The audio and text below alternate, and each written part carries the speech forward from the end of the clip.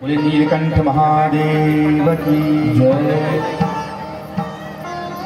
सब देवता भोलेनाथ की जय जयकार करते हुए वापस आए। पुनः समुद्र मंथन प्रारंभ किया और जब पुनः महाराज समुद्र मंथन प्रारंभ किया तो मंथन करने में कामधेनु गाय निकली जो ऋषियों को दान कर दी।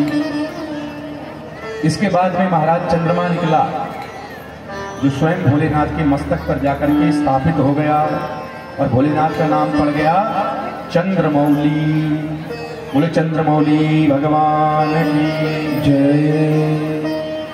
पुनः महाराज मंथन प्रारंभ हुआ। उससे उच्चैःश्रवा घोड़ा निकला जो दैत्यों के राजा महाराज बलि ने लिया।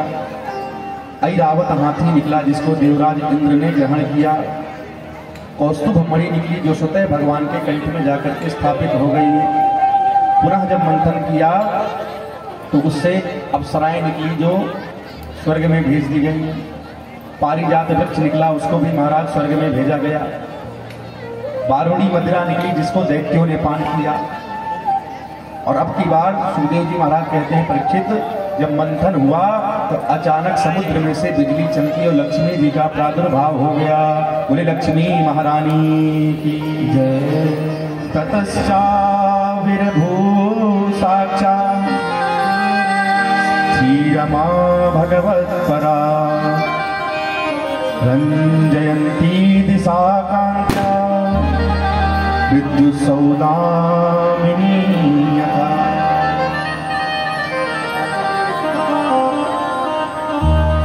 लक्ष्मी जी का प्रादुर्भाव हो गया और लक्ष्मी जी के हाथ में वरमाला।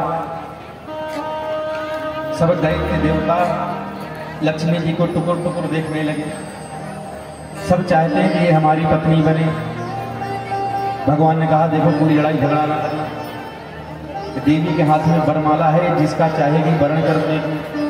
सब लोग पंक्ति बना करके बैठ जाओ। तो एक पंक्ति में महाराज देवता और एक पंक्ति में दैत्य और एक पंक्ति में जितने बड़े बड़े सिद्ध कोटि के महात्मा थे सब चमीटा गाड़ के बैठ गए। सबसे पहले भगवती लक्ष्मी जी ने महात्माओं की लाइन में प्रारंभ किया, प्रवेश किया। सबसे पहले बैठे थे दुर्वासा जी। तो दुर्वासा जी को देख करके लक्ष्मी जी बोले ये तो बहुत सिद्ध कोटि के महात्मा बहुत तपस्वी हैं, परंतु इन्होंने अभी तक क्रोध पर विजय प्राप्त नहीं की। गुस्सा इनकी नाक में ही रखा रहता है। इसलिए प्रणाम करके महाराज आगे बढ़ गए। आगे गई तो शंकर जी महाराज बैठे थे। बोले ये भी बहुत उत्तम है, परंतु इनका भेष जो है जरा अमंगल है।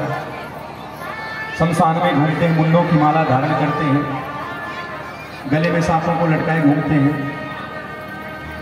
सबको देखती फिरती लक्ष्मी जी घूम रही है, पर अचानक क्या देखती है कि एक पुरुष इनको पीठ दिखा करके बैठा है। लक्ष्मी जी ने सोचा कि सब हमको पाना चाहते हैं, पर ये ऐसा कौन विचित्र है जो हमको पीठ दिखा के बैठा है। देखो अगर आप लक्ष्मी जी के पीछे पड़ जाओगे तो लक्ष्मी जी आपको घास तक नहीं डालेंगे। लक्ष्मी जी का स्वभाव है आप जितना लक्ष्मी जी के पीछे पड़ो लक्ष्मी जी आपको भाव देने वाली नहीं है।